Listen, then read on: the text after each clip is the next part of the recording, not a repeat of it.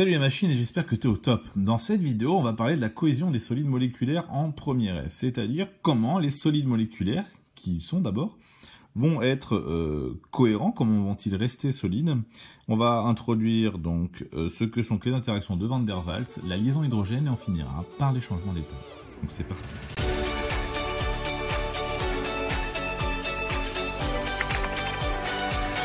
Alors, avant de parler donc de cohésion de solides moléculaires, ça serait bien de définir ce que c'est qu'un solide moléculaire et de voir ce qui permettra la cohésion. Donc, les solides moléculaires, tout simplement, alors là, c'est vraiment quelque chose d'assez basique ou simple. C'est les solides moléculaires, ce sont des molécules qui sont statiques et régulièrement disposées. C'est-à-dire qu'en fait, elles ne bougent pas, ou très peu. Et si elles commencent à bouger, eh bien, on va avoir petit à petit à avoir apparition d'un liquide. Même si ça bouge énormément et qu'elles sont pas du tout régulièrement disposées, on a un gaz. Eh bien, donc notre solide moléculaire, des molécules statiques et régulièrement disposées, en fait, ces molécules, que leur moment dipolaire soit aligné. Et ça, on l'a vu avant, ce que c'était que la polarité des molécules. Donc, si les moments dipolaires sont alignés, eh bien, on va avoir apparition donc de deux interactions qui vont nous permettre d'assurer la cohésion. On a une première interaction qu'on appelle l'interaction de Van der Waals.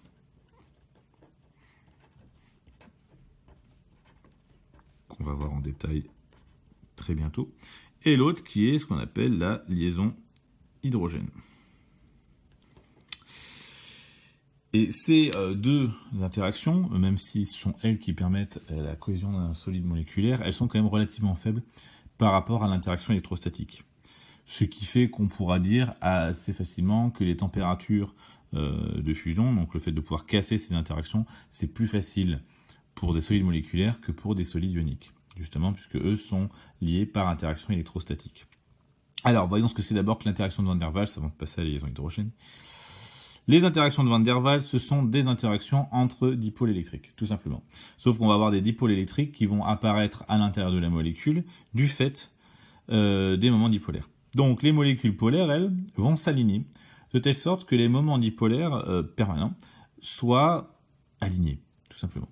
Donc j'avais fait l'exemple tout en haut, quand on voit la molécule d'eau, on se souvient, si vous avez vu la vidéo précédente, que le moment dipolaire, il est comme ça, il est entre O et il part de O et il va entre les deux H. Et bien ici on a bien un alignement des moments dipolaires. Et donc ces éléments dipolaires permanents vont s'aligner pour nous créer donc la cohésion.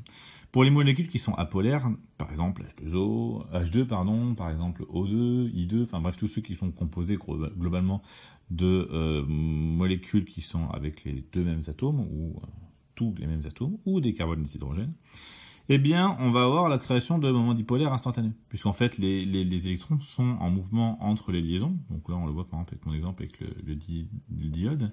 Les électrons sont en mouvement entre les deux, et donc du coup, il y a bien un moment où ils vont être plus d'un côté ou plus de l'autre. Et donc, on a la création d'un moment dipolaire instantané, ça dure qu'un instant, mais c'est ce qui va nous permettre, par rapport à ceux qui sont à côté, de rendre cohérent l'ensemble.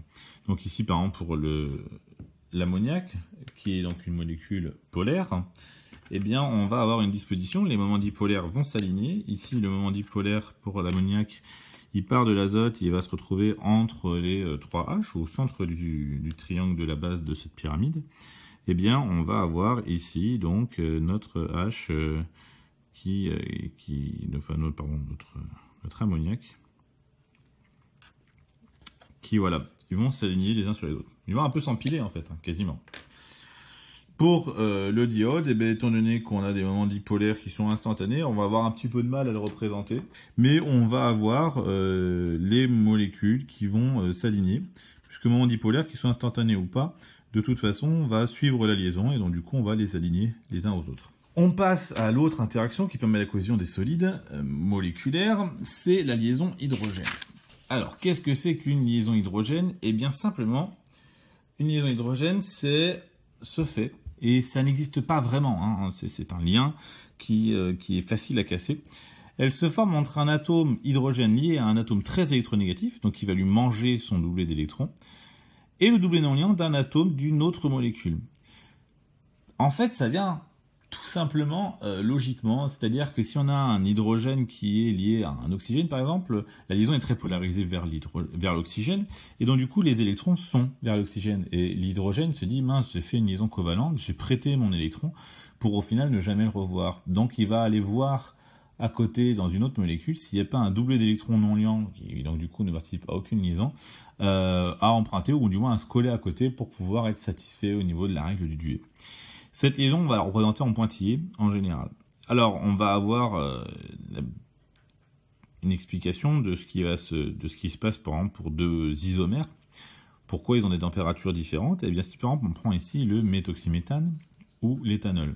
Les deux ont la même formule brute, hein, vous pouvez le faire vous-même à la maison, c'est du C2H6O. Eh bien, ici, on n'a pas d'hydrogène qui est lié à une molécule très électronégative. Oh là là! Ici, on n'a pas d'hydrogène lié à un atome très électronégatif. L'atome très électronégatif, c'est l'oxygène qui est ici, et les hydrogènes sont liés au carbone. Donc ici, on n'a pas de liaison H, de liaison hydrogène. Tandis que de l'autre côté, c'est un peu plus intéressant au niveau de l'éthanol, parce qu'ici, on a cet atome très électronégatif, et cet hydrogène qui, lui, est lié à cet atome très électronégatif. Donc, le doublet d'électrons de la liaison qui est entre les deux, il ne le voit jamais. Donc, il va aller voir chez quelqu'un d'autre s'il n'y a pas un doublet à emprunter. Et donc, du coup, c'est ce qu'il va faire avec l'oxygène qui est en dessous. Et d'ailleurs, ils peuvent faire la même chose dans l'autre sens. Et donc, on a la création ici d'un système de réseau de liaisons hydrogènes qui sont potentiellement superposables pour pouvoir faire des interactions supplémentaires et permettre la cohésion du solide. Ici, par exemple, on pourrait même rajouter encore en dessous une autre molécule d'éthanol. Hop. Hop. Et voilà. Et ici, encore une fois, on va avoir apparition d'une liaison hydrogène ici. Alors, ici, c'est plus compliqué parce que l'hydrogène est déjà en train d'en faire une avec l'autre. Et ici, en fait, ça explique pas mal de choses parce que ça explique que ces deux molécules, qui sont pourtant des isomères, donc la même composition atomique, eh bien, elles ont en fait des températures de fusion qui sont différentes. Parce que cette température de fusion, elle va être liée au fait de casser des interactions. Et ici, il y a évidemment, y avoir bien plus d'interactions à casser ici que ici. Okay. Donc voilà comment ça marche. Et on va justement, puisqu'on parle de température de fusion, parlons justement des changements d'état. Les changements d'état, ça se fait souvent, très certainement, par rapport d'énergie. Et cette énergie, on peut l'apporter le plus facilement possible en chauffant. Donc si on chauffe, on apporte de l'énergie pour casser les interactions. Des interactions qui sont donc, ici on l'a vu, de deux natures, des van der Waals et des liaisons hydrogènes. On va les casser en même temps, hein, les unes les autres, mais plus on en casse et plus on va avoir d'agitation et plus on va avoir un état qui est désordonné. Si on fait par exemple cette courbe-là, hein, très simple, on chauffe au cours du temps un solide. On le chauffe, sa température va augmenter. Il va arriver à un palier. Donc ici, on est en train de casser des interactions de Van der Waals. Il arrive à un premier palier et sur ce palier, la température est fixe, puisque c'est à cette température-là qu'on finit de briser toutes les interactions qu'il nous faut pour changer d'état. Ici, donc, c'est le changement d'état assez connu, hein, qu'on appelle la fusion. Une fois que tout est passé sous l'état liquide, on va continuer à chauffer notre liquide, donc à amener de l'agitation, sans forcément casser les interactions, mais au moment où on amène de l'agitation. L'état liquide donc est permanent, mais la température augmente au cours de cet état liquide. Donc, pour l'eau, c'est entre 0 et 100 degrés, hein, donc on a de la marge. Et on arrive enfin donc à la vaporisation. Et cette vaporisation, elle se fait à température constante. Et c'est à cette température constante-là que les interactions vont être brisées les unes après les autres, pour enfin arriver au gaz, à un état où tout le monde est en mouvement et de façon totalement désordonnée. Donc voilà pour cette partie sur la cohésion des solides moléculaires.